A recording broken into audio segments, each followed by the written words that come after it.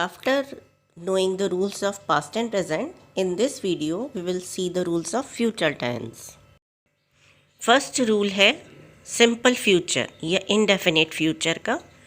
जैसे हम हिंदी में कहते हैं ऐसा होगा, तो हम उसमें यूज़ करते हैं, क्या यूज़ करते हैं? Simple future tense.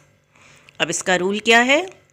इसका रूल है सब्जेक्ट प्लस विल या शैल plus verb first form plus object. इसके यूजेस देखते हैं। फर्स्ट वन तो जैसे अभी हमने देखा, क्या होता है इसका यूज़? जब भी हम भविष्य में फ्यूचर के आने वाले समय में कहते हैं ऐसा होगा, तो हम उसे कहते हैं सिंपल फ्यूचर।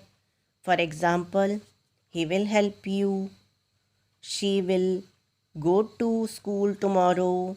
ये बहुत सिंपल सेंटेंसेस होते हैं, सिर्फ विल प्लस वर्ब की फर्स्ट फॉर्म। नेक्स्ट यूज़ है कंडीशनल सेंटेंसेस में। कंडीशनल सेंटेंसेस में मैक्सिमम टाइम जो प्रिंसिपल क्लॉज होता है वो आता है सिंपल फ्यूचर टेंस में। For example, if you come here I shall help you. If you come here I shall help you. Next है when it rains the plant will grow. When it rains the plant will grow. तो यहाँ पे जो भी principal clause है उसमें हमने कौन सा टेंस लिया है? Simple future tense. अब आपको पता है सिंपल फ्यूचर टेंस सिर्फ ये नहीं होता है, इसके अलावा भी कुछ हम यूजेस होते हैं कुछ वर्ड्स के, जिससे हम इंडिकेट करते हैं कि सिंपल फ्यूचर है। ये वो वर्ड्स हैं जैसे कि about to and second one is going to. जब इसका एक सेंटेंस स्ट्रक्चर है subject plus SMR plus about plus to infinitive plus verb first form. इसी तरह से सेकंड स्ट्रक्चर है subject plus SMR plus going plus to infinitive plus verb first form. तो इनको हम जब यूज़ करते तो ये इंडिकेट करते हैं कि ऐसा होगा, और इसको हम मानते हैं सिंपल फ्यूचर टेंस। इसके एग्जाम्पल्स हैं she is about to sing a song.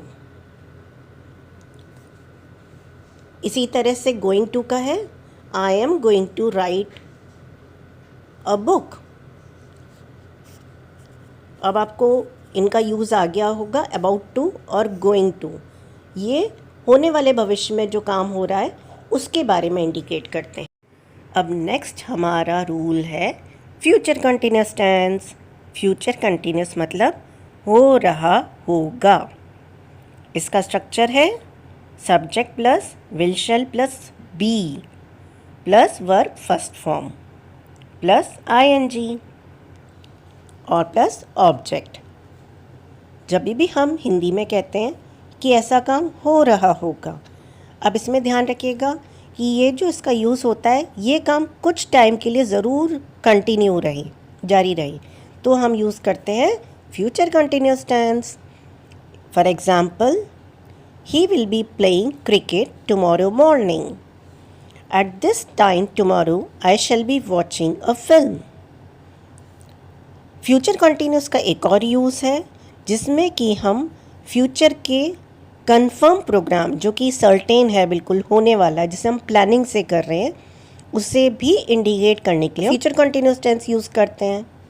For example, she will be staying there till Friday. I shall be doing this work till the end of this month. तो ये use हो गया आपका future continuous tense. अब next हमारा आता है future perfect tense. याद रखिएगा नंबर 3 पे परफेक्ट और नंबर 3 पे जो रूल है उसी में वर्ब की थर्ड फॉर्म आती है, और जब थर्ड फॉर्म आती है तो वर्ब हो जाता है हैवी।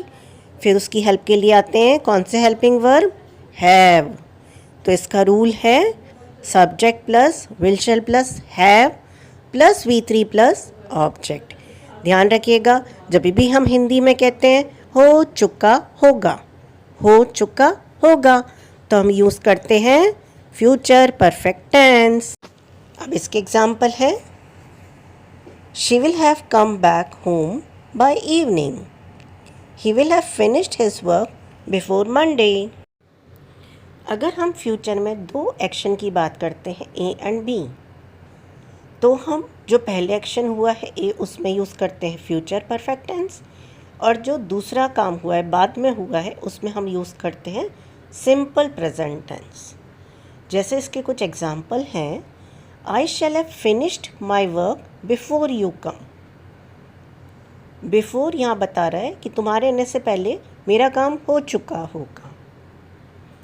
इसी तरह से एक और एग्जाम्पल है, the plants will have dried before it rains. बारिश होने के पहले पौधे मुरझा चुके होंगे। अब लास्ट रूल कौन सा है फ्यूचर का? Future perfect continuous.